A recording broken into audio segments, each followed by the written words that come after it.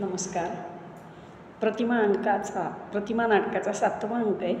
त्याचा आज आपण संक्षिप्त रूपाने समीक्षण बघूया. 6व्या अंकात आपण पाहिलं की कैकेयी संबंधीचा जो मनामध्ये एक किंतु होता भरताचा, तो गेलेला आहे आणि भासाचं जे धोरणच आहे उदात्तीकरणाचं, ते त्याच्या दृष्टीने इथे खरं हे सगळं सक्सेसफुल झालं आहे. नाटकाचं शीर्षक जे आपण पाहिलं प्रतिमा, तर प्रत्येकाच्या प्रतिमात जर डावी बाजू आहे आणि आहेच रामायणात, ती त्यांनी काढून टाकलेली आहे आणि उजळलेले ते प्रसंग. आणि आता संपूर्ण आनंद नांदतो आहे. रावणाने सीतेला पळवलं होतं, तर त्या सीतेला सोडवून आणायचं आहे आणि त्यासाठी भरत मदतीला धावतो. इथे 6व्या अंकाचा शेवट झाला होता.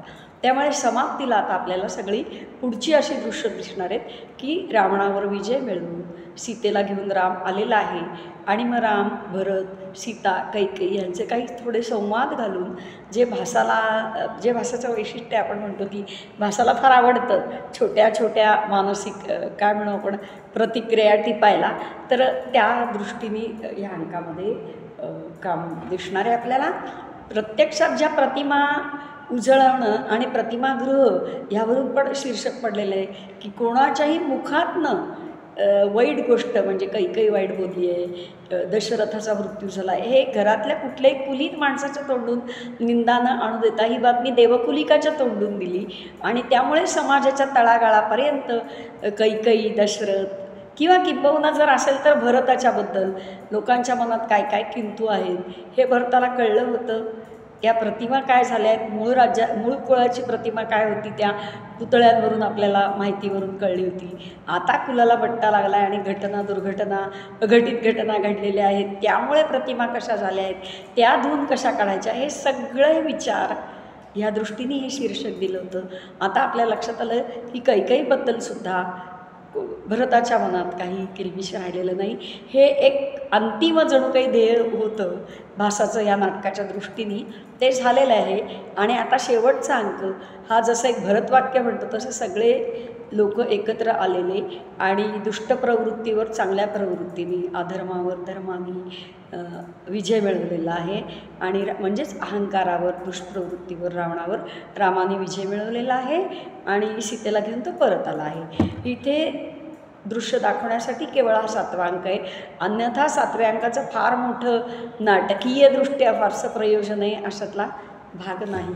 खरं तर भरत सूक्ष्म गोष्टी जास्त लिहितो, वर्णनात्मक कमी लिहितो, पण 7व्या अंकात तसेही काही गोष्टी आपल्याला आढळणार आहेत.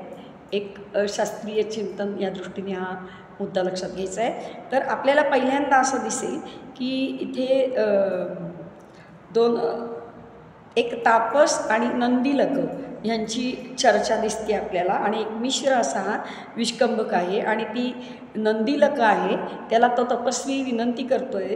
तो म्हणतो कुलपती सांगत आहेत की शरद ऋतूतलं स्वच्छ आकाशातलं जे टिपूर चांदणं असतं की नाही, त्याप्रमाणे सुंदर दिसणारा म्हणजे निष्कलंक असा राम स्वतःच्या पत्नीचं अपहरण करून त्रैलोक्याला पिडणाऱ्या रावणाला मारून आणि राक्षसगणांना न शोभेल असं वर्तन असणाऱ्या आणि गुणी किंवा गुणरागी असणाऱ्या किंवा गुणाचं विभूषण असणाऱ्या विभीषणाला अभिषेक करून देवदेवर्षी ज्यांचं विमल चरित्र सिद्ध झालं आहे अशा सीतेला घेऊन आलेले आहेत आणि अस्वल, राक्षस, वानर प्रमुख सगळे आहेत आणि सगळ्यांना घेऊन राम आता इकडे आलेला आहे आणि आता त्यामुळे त्याच्या वैभवाला साजेल अशी स्वागताची सज्जता करावी असा हा श्लोक आहे. तर याच्यामध्ये जे त्रैलोक्य विद्रावणम रावणम नाशयित्वा राक्षसगणविरुद्ध वृत्तम गुणगण विभीषणम अभिषिच्य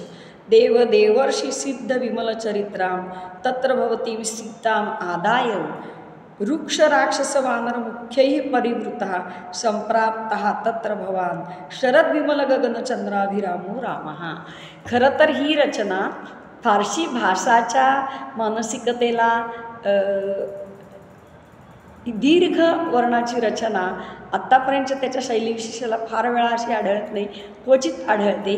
ती तशी इथे दिसते आहे. थोडासा अनुप्रासावर भर, म्हणजे शब्दचमत्कृतीवर भर दिसतो आहे. परंतु आनंदाचं वर्णन आहे किंवा पात्रानुकूल भाषा असा विचार केला तर तपस्वी आहे, त्यामुळे थोडासा तो प्रौढ, परिणत, भरजरी अशा भाषेत बोलणार आहे, म्हणून अशी रचना केली असावी. आणि इथे थोडा एक प्रकारचा आनंदाचं वातावरण आपल्याला या विष्कंभकात दिसत आहे. आणि इथे काही राक्षस वगैरे जे आलेत त्यांच्या स्वागताच्या सिद्धतेची तयारी चाललेली आहे. त्यांना नमस्कार तो नंदीला करतोय आणि ते म्हणतात, जय नरवर जयस्या द्वितीय तवारिस्तव भवतु विधेया भूमिरेकात पत्रा इति मुनिभिरनेकैस्तूयमानः प्रसन्नैः क्षितितलम अवतीर्णः मानवेंद्र विमानातनं रावणाचा वध करून विमानातून राम आलेला आहे खाली. त्याच्या विजयाची चर्चा चालू झालेली आहे आणि त्यासाठी खूप वेगवेगळी विशेषणंही वापरली आहेत आणि आशीर्वादही दिला गेलेला आहे की त्याचं अजातशत्रू असा तो असेल, त्याचं एकछत्री राज्य होवो आणि सगळ्या मुनी वर वगैरे त्यांना असं आशीर्वाद देताना तो विमानातून उतरत आहे. आणि इथे तो विष्कंभक संपतो आणि मुख्य सीन सुरू होतं आहे. आणि राम अयोध्येत प्रकटल्यानंतर सगळ्या संकटांना, सगळ्या दुःखांना सामोरं जाऊन, संकटांचा विमोड करून, कुलाचा कलंक धुवून काढून, निर्दोष पत्नीला अग्निदिव्य करायला लावून त्यानंतर तिला इथे घेऊन आला आहे. त्यामुळे सर्व बाजूने आत्ता अतिशय समाधानी असा दिसतोय आपल्याला राम. आणि मग तो म्हणतो, समुदित बलवीर्यम रावणं नाशयित्वा जगति गुणसमग्राम प्राप्य सीतां विशुद्धां वचनमपि गुरूणां अंतशः पूरयित्वा मुनिजनवनवासं प्राप्तवान अस्मि भूयः. तो आश्रमात आलेला आहे. तो म्हणतो, बल आणि प्रकट जो आत्तापर्यंत पराक्रम रावणाने केला आहे त्या अशा बलाढ्य रावणाला हरवून आणि जगातल्या सगळ्या सद्गुणांचा विग्रह असणारी सीता आहे. हे मुद्दाम वापरलेले शब्द आहेत की रामाच्या मनात कुठेही सीतेबद्दल किलबिष नाही, रावणाच्याकडे राहिले तरी, म्हणून हे शब्द वापरलेले आहेत. ती जगत पावनी आहे, ती अयोनिजा आहे, ती कल्याणी आहे, जगन्मंगली आहे, अशी ती आदर्श पतिव्रता आहे. म्हणून त्यांनी म्हटले, गुणनिधान असणारी ही पत्नी. आणि गुरुजनांचं वचन मी पूर्ण केलं, कारण भरत म्हणत होता तुम्ही या, पण मी आलो नाही. चतुर्दश वनवास जो आहे तो कुळाच्या रघुकुलरी ती सदा चली आई, प्राण जाई पर वचन न जाई. तर असं सत्यवचन अशा माझ्या पित्याच्या वचनाला कमीपणा न आणू देता 14 वर्ष वनवास करून मी आता आलेलो आहे. हे एक आत्मप्रत्ययाचे बोलेत. ही आत्मश्लाघा, आत्मगौरव किंवा स्वतःची केलेली जाहिरात असं समजू नये. हे एक आत्म्याला मिळणारं समाधान आहे की जी कर्तव्य एक आदर्श पुत्र म्हणून मी करायला हवी ती तोच भगवंत आहे. स्वतः पण इथे तसं दाखवलेलं नाही आहे. त्याचं दिव्यत्व आहे, ते जास्त देवत्वाकडे वळवून न देता मर्यादा पुरुषोत्तम अशा रीतीने नटवलेला राम आहे हा. तर त्यामुळे तो माझ्या हातनं कुळाला साजेल अशी सगळं 12 वर्ष 14 वर्ष जे काय मी 14 वर्षाचा वनवास आणि जे काय राक्षसांचा नाश करणं ही जी कार्य आहे ती उत्तम पार पडली म्हणून एक समाधानाचे उद्गार आलेले आहेत. आणि मग सगळ्या तापसी सीतेला बघतात आणि हे खूप मोठं आकर्षण आहे की सही सलामत आपली मुलगी, आपली स्नुषा म्हणजे या कुळातली ही आली, निष्कलंकपणे आली. आणि त्याच्यामुळे प्रत्येकजण प्रेमाने तिच्याशी बोलतंय. कोणी सखी म्हणते, कोणी सीता म्हणते, कुठे जानकी म्हणते. आणि स्निग्धतरम इतकं छान लिहिलं आहे. स्निग्धतरम म्हणजे अधिकच प्रेमाने, कारण मुळात ती प्रेमाचं भाजन असणारीच होती, पण आज ती मोठ्या संकटातून परत आलेली आहे. त्यामुळे संकटातनं परत आलेली मुलगा, मुलगी, सून अशा आपल्या दिसल्यावर जी मोठी पिढी आहे ती अधिकच प्रेमाश्रूंनी नाहू घालेल, जवळ करेल, पोटाशी घेईल, तो भाव आहे. म्हणून हा प्रत्यय वापरलेला आहे. मुळात ती सगळ्यांच्या प्रेमाचंच विषय आहे, पण आता अधिकच लोकांना तिचा परत भेटल्यामुळे एक प्रकारचा अनावर झाला आहे आनंद, आणि म्हणून तो प्रेम भरून येत आहे म्हणून स्निग्धतर असा शब्द वापरला आहे. तपस्वी दारई ही जनकेंद्रपुत्री संभाष्यमाणा समुपैती वंदम. सीता हळूहळू येते आणि सगळे तिला असे प्रेमाने आपल्या संबंधाने जसे संबोधन योग्य ते वापरत आहेत, पण प्रत्येकाचा स्वर हा स्निग्धतर आहे, त्या जिव्हाळा उथंबून वाहतोय. आणि मग त्या सगळ्या म्हणतात की एष ते कुटुंबिका उपसर्प एनम. एक तापसी म्हणते तुझा हा स्वामी आहे त्याच्याजवळ तू जा का, तर ती चटकन हे पात्रानुकूल भाषा, हा स्त्रीचा स्वभाव. ती म्हणते न शक्यम त्वाम एकाकिनीं प्रेक्षितुम, तू नकोच आता एकटी उभी राहूस, तू तुझ्या रामाजवळच उभी राहा. कारण रामापासून रावणाने तिला पळून नेली. हे दुःख जरी ती जिंकून सगळं दुःख गिळून आणि विजय मिळवून रावणाने तिला आणलं असलं तरी हे दुःख इतकं जिव्हारी लागलं आहे की सहजासहजी ते विसरण्यासारखं नाही. आणि त्यामुळे पहिल्यांदा सीतेला पाहताना अर्थातच ते सगळं डोळ्यासमोर येतं आणि त्याचा मनावर होणारा त्या प्रोजेक्शनचा इफेक्ट किंवा रिफ्लेक्शन म्हणून एक तापसी पटकन बोलून जाते, तुला एकटीला नाही आम्ही आता इथे बघू शकत, तू नवऱ्याजवळ उभी राहा. हे न याला म्हणतात भास. भास असं छोटं छोटं फार जास्त टिपतो. त्या दृष्टीने यामध्ये खूप या अंकात जास्त चांगली वाक्य आहेत. आणि सीता म्हणते अद्यापि अविश्वसनीय मे प्रतिभाती. ती म्हणते मलासुद्धा अजून खरंच वाटत नाही की मी माझ्या आर्यपुत्रांजवळ उभी आहे.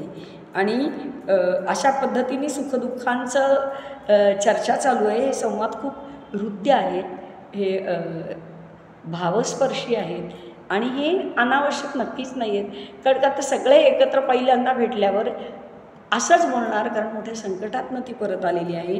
कुळाला खूप मोठा विजय पण मिळाला, कलंक पण धुतल्या गेला. त्यामुळे दुःख आनंद सगळंच भावभावनांची शबलता इथे आहे. याला भावशबलता असं म्हणतात. ह्यात प्रेम आहे, आर्द्रता आहे, कारुण्य आहे, जुन्या आठवणींचं थोडासा सल आहे. हे सगळं खूप छान टिपल्या गेलं आहे. आणि राम म्हणतो मैथिली अपि जानासी पूर्वाधिष्ठानम अस्माकं जनस्थानम आसीत अप्यत्र ज्ञायन्ते पुत्रकृतकाः वृक्षाः. 14 वर्षापूर्वी वनात झाडं लावली. ती आता केवढी मोठी झाली, ती रोपं होती ती झाडं झाली आहेत. आणि म्हणून तो वृक्ष शब्द वापरला आहे. तुला आठवतं का, तू इथे रोपटं लावलं होतंस, तू इथे रोपटं लावलं होतंस, त्याचे वृक्ष झाले. म्हणजे इतकी वर्षमध्ये होऊन गेलेली आहेत, आल्यावर वनवासात लावलेली ती आहेत. आणि मग ती इतकं सुरेख भाषाने लिहिलं आहे. ती जानकी म्हणते जानावी अवलोकित पत्रका उल्लोकयितव्या इदानीं संवृत्ताः. अवलोकित म्हणजे असं खाली बघून, त्या रोपाकडे बघून, त्याची जोपासना करताना वाकावं लागायचं, खाली मान करून बघावं लागायचं. आता वर मान करून त्यांच्याकडे बघावं लागतं आहे. छोटं बाळ आपलं मोठं होतं तेव्हा आई कसं म्हणते, तसेच उद्गार हे सीतेच्या मुखात घातलेले आहेत. ते झाल्यावर मात्र राम हा गंभीर आहे. राम पटकन भावस्पर्शी कमी बोलतो, पण तत्त्वज्ञ आहे. तो म्हणतो एवमेतत्, हे असंच असतं ग. निम्नस्थलोत्पादको ही काला. हा काळ असतो ना, तशा उंच सखल गोष्टी निर्माणच करतो. म्हणजेच जो आनंदात दशरथाकडे राहिला, तिन्ही मातांचं प्रेम ज्यांनी मिळवलं, प्रजेच्या आनंदाने आणि न्यायाने जो राज्यावर बसत होता. आता पहिला सर्ग आठवा. पहिल्या सर्गात राज्याभिषेकात असं वर्णन आहे की सगळे खांद्यावर ते तीर्थ घालत आहेत, अभिषेक कलश झुकलेले आहेत. वसिष्ठ आणि ऋषीमुनी जे कोण आहेत, कुलगुरू, सगळ्यांचे मंत्रघोष चालू आहेत. लक्ष्मण शत्रुघ्न तिथे आहेत आणि छत्र धरलेला आहे. तातांच्या डोळ्यातून आनंदाश्रू आहे. अत्यंत मंगल्य पावित्र्य आनंद, एक ज्याला म्हणतो आपण कृतकृत्यतेची पातळी उच्च जी ती गाठलेला दशरथ आणि राम. अशा प्रसंगात एका क्षणात मंथरा आली, बाबांना काहीतरी म्हटली आणि आता मी राजा नाही. अप्रतिम हे गतिमानता आणि भासाच्या लिखाणातला, म्हणजे ज्याला चातुर्य म्हणतो ना, कुठेही रामाच्या तोंडून मंथरेचं द्वेष, तिरस्कार, निंदा नाही. दशरथांच्याबद्दल आश्चर्य नाही. माझं राज्यपद गेल्याचं दुःख नाही आणि मी आता राजा नाही, तथ्य मात्र एका वेळीच सांगितलं.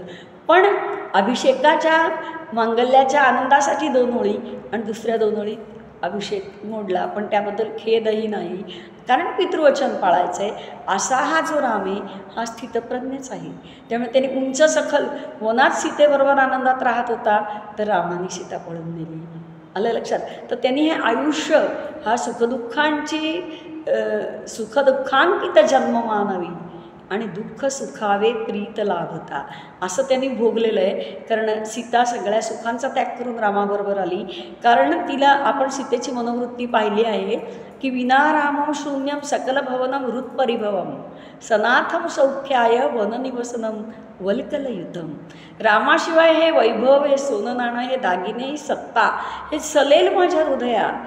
त्यापेक्षा मी वैभवाशिवाय सनाथ अशी मी वनवास पत्करीन.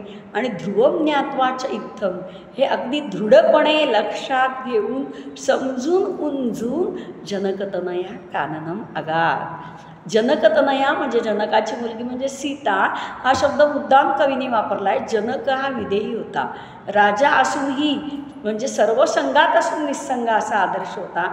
आणि बेटी बापसे सवाई निघाली.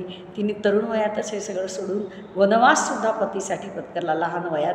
त्यामुळे ती निघून का गेली तर पतीसह सनाथम सौख्याय वननिवसनम अशी ती गेली. आणि म्हणून कारण काय की जी प्रिया असते ती पतीबरोबर क्षणोक्षणी जे आहे त्यात आनंदी राहते. हे आदर्श पतिव्रतेचं लक्षण आहे. आणि ते सीतेने लहान वयात दाखवलं. म्हणून तर सुखदुःखांकित वनवाससुद्धा रामाला आनंदात गेला होता. पण त्या सीतेलाही रावणाने पळवून नेलं होतं. त्यामुळे सुखदुःखांच्या वरच तो आजपर्यंत निरंतर सुख आणि निरंतर दुःख कोणाच्याच आयुष्यात नसतं.